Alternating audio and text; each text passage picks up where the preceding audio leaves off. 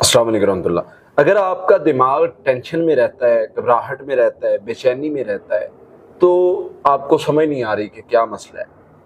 ऐसी कंडीशन में आपने 2-3 काम करने और कुछ पढ़ाई करनी है, तो इंशाअल्लाह अल्लाह की रहमत से बेहतरी आना शुरू हो जाएगी। सबसे पहले तो अगर आपको ऐसा मसला है तो ये डिप्रेशन बन सकता है, ये एंजाइटी बन सकता है, ये पैनिक अटैक की कंडीशन में आप जा सकते हैं। अगर आपको ये मसला मुसलसल रहता है और आप इस पर बेहतरी पर करने के लिए काम नहीं करते, आपने क्या करना है कि अगर आपको ये मसला हो रहा है कि आपने मेडिकली पॉइंट ऑफ व्यू से भी चीज़ों को बेहतर करना है, रूहानी एतबार से भी बेहतर करना है। ये दोनों वजूहात की बिना पे हो सकता है, शैतानी असर की वजह से भी और मेडिकल इशू की वजह से भी।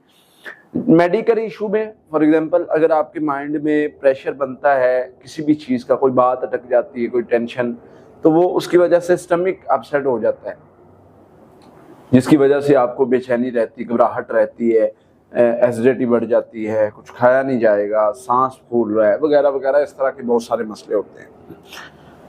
फिर इसके बाद दूसरी चीज़ ये होती है कि आपको अगर यानी ये मसाला आपका आप बेहतर कर लेते हैं, लेकिन बेचैनी और ये सारी चीज़ें नहीं बेहतर हो रही। मेडिकली पॉइंट ऑफ व्यू से बेहतर करने के लिए आपने एक तो डाइट बेहतर लेनी है, वॉक वगैरह करनी है, और रात को लेट खाना नहीं खाना, ये छोटी छोटी चीज़ें। लेकिन रूहानी एतबार से बेहतर करने के हवाले से आपने जिक्र करना है।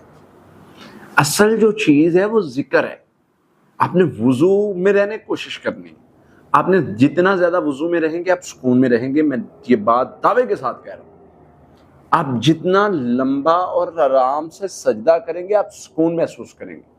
आप सजदे में अपने रब के साथ बातें करेंगे, दुआएं मांगेंगे, आप दुआ में हाथ उठा के अपने रब के साथ अपनी चीज़ों को शेयर करेंगे, आपका मसला हल होना शुरू हो जाएगा, बेचैनी कम हो जाएगी। आप ला हौल वला कुव्वता इल्ला बिल्लाह का विर्द ज़्यादा करेंगे, आपका मसला बेहतर होना शुरू हो जाएगा। अल्लाहु अल्लाहु रब्बी ला उशरिकु बिही शैया, ये दुआ ज़्यादा पढ़ेंगे, यानी 500 मरतबा पढ़ लें सुबह शाम, 10 मरतबा दुरूद शरीफ पढ़ लें इसके साथ, तो आपका मसला इंशाल्लाह हल होना शुरू हो जाएगा। रूहानी एतबार से भी, मेडिकली एतबार से भी। मेडिकली एतबार से जो चीज़ें मैंने बेहतर करने के हवाले से कहा है, उन पर भी काम किया जाए, उनको बेहतर किया जाए, और साथ में ये रूहानी एतबार से चीज़ों को बेहतर किया जाए, साथ में पढ़ाई की जाए। इंशाअल्लाह दिनों में अल्लाह की रहमत से, अल्लाह के फजल से ये आपका मसला हमेशा के लिए हल हो जाएगा। और जब तक ये मसला हल ना हो, आपने ये पढ़ाई और ये मेडिकली पॉइंट ऑफ व्यू से जो चीज़ें बताई हैं उनको जारी रखना है। सारी चीज़ों पर काम करेंगे फिर बेहतर होगा, याद रखें। तो इंशाअल्लाह अल्लाह की रहमत से इन चीज़ों पर काम करें और रिजल्ट आपको दिनों में मिलेगा इंशाअल्लाह।